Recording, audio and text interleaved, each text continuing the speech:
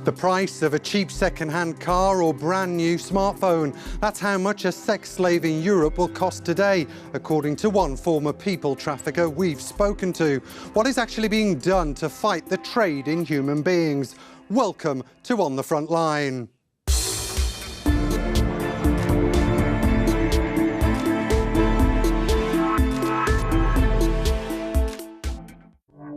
It's very simple.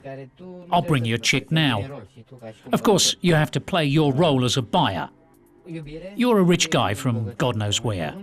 The stupid girl will take the bait in 3 seconds. You wrap her up, you take her with you, and then it's up to you. After all, you're in your country, aren't you?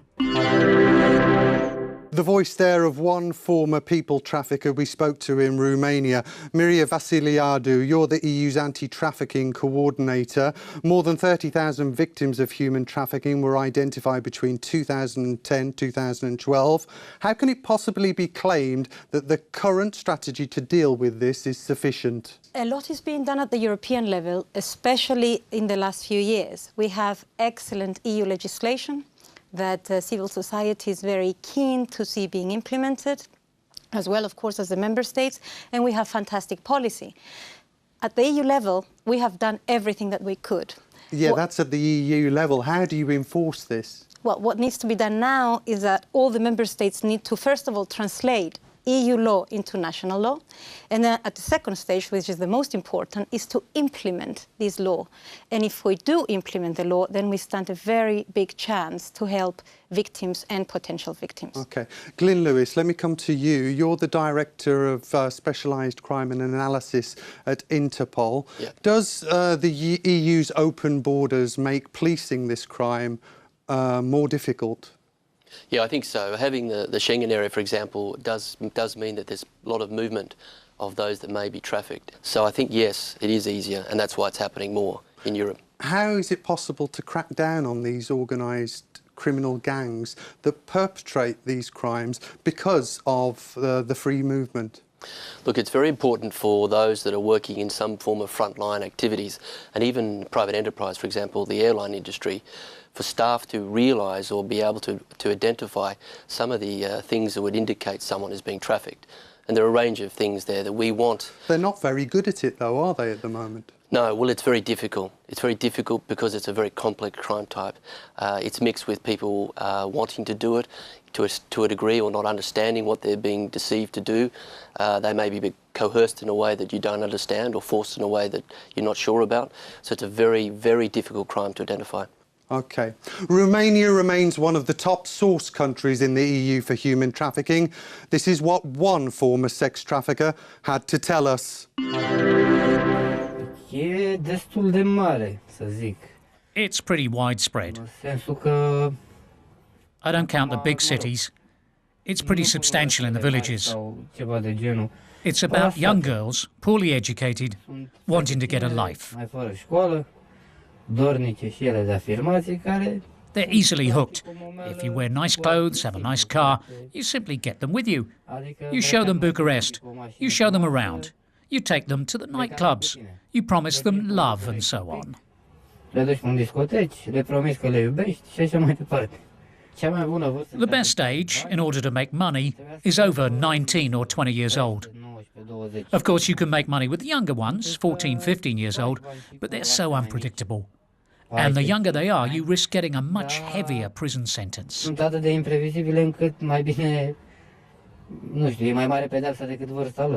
Sometimes we blackmailed them, filmed them or told them they've been filmed. But the fact is we fooled them, telling them things like, OK, I'm going to show it to the whole village and the whole village will see what you've done and what you've been doing. So we got them like that. I made them believe that they were freer than at home. Because a prostitute can sleep with 40 or 50 men in 8 hours and she doesn't even get tired. For her, it's not work or stress or anything like that. If you let her feel free and she sees that the money is pouring in and that everything is OK, that she's free to shop, to buy whatever she wants, but then she will still only consume about 10% of what she actually produces in a month. I sold them when I understood they were not into it anymore and they were showing signs of wanting to run away. How much did you sell the girls for? At least 800 euros, but often more than 1,500, 2,000, even 3,000 euros, depending on the chick. Love's a good trade, believe me. It's much simpler. Now, brother, you can take 3 or 4 girls and you tell them, let's go whoring, let's do the Italians, let's do the Germans. And they're like, let's go, let's do it. Instead of being here in little Romania with only 100 lei, let's go there for 50, 100 euros.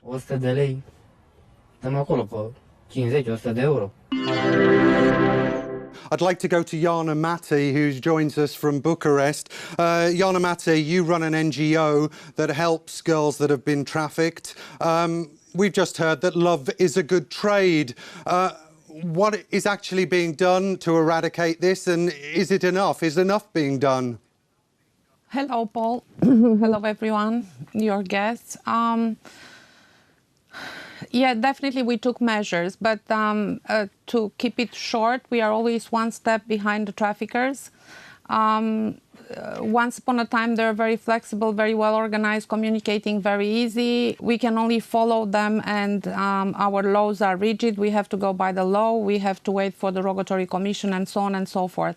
Now they decentralize, they move in small cells. Sometimes there are family businesses, if you can call them. And this is exactly the principle that works very well, the Loverboy method, because it's so much easier to control the girls in this way. And it's very, very difficult to identify, as it was mentioned earlier. Yeah. Glyn, how do you identify the victims and how do you catch the traffickers? Police are very busy on the front line. They need to know very clearly, specifically, and others as well, what are very clear indicators of someone being trafficked. And it's often someone that appears to have no freedom, no control of their life. They may not be getting the income that's promised. They may be forced, they may be physically harmed, they may have bruising and other things as well. But often they'll look like they're being trapped, they're controlled. But as was said, it's very difficult there. It's under the ground, it's in the back streets, people moving in and out. So it is very difficult. Okay, we've just heard, Miria, from Jana, the traffickers are always one step ahead of the authorities. You've obviously got a strategy, but isn't there a danger this strategy will just become redundant because the traffickers will just respond to it in a different way? I don't necessarily think so. I think it is a case of ensuring that we implement the instruments that we have rather than just talk about them.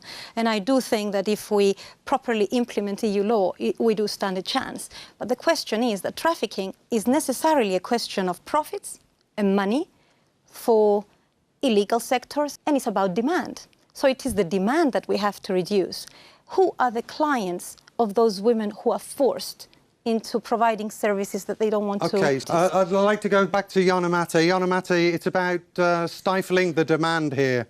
What do you say to that? When we talk about sexual exploitation, then we go legalizing or abolishing prostitution, and we go into these debates, endless debates, and unuseful debates, because trafficking is not about sex. Let's make it clear. Trafficking is about power and money.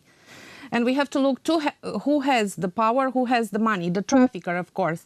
One other problem that I have when we talk about trafficking and the measures that have been taken by the governments, if you follow the money, you will see that the governments allocate very little money. I want the law enforcement to have the money to fight the crime, and I want increased penalties, because trafficking is a low risk and high profit crime. These people are responsible for the slave trade, Glyn. Why are the sentences and convictions so dismally low for this? Well, I think because it is mixed up with sex work that in some ways is legal, and sex workers choose to do that work, and that's mixed up with those that are actually coerced. In some cases, especially victims that come from outside Europe, they end up in jail. They actually get prosecuted. So how does that encourage somebody to actually testify against their traffickers? Well, this is again wrapped up in awareness, not only for law enforcement officers, but as the judiciary and others as well, about what are the indicators of someone being trafficked and someone that's been forced in. And that only comes with police knowing what evidence they need to gather and how to identify a victim and actually getting the psychological support that that victim most likely will need to provide evidence that the police can use then to prosecute.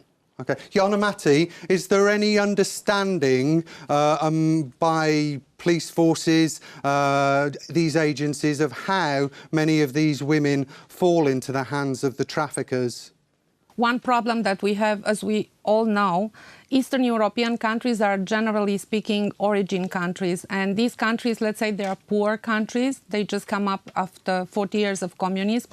And then trafficking and corruption are a match made in heaven. So, and we all know that in Eastern European countries there is corruption.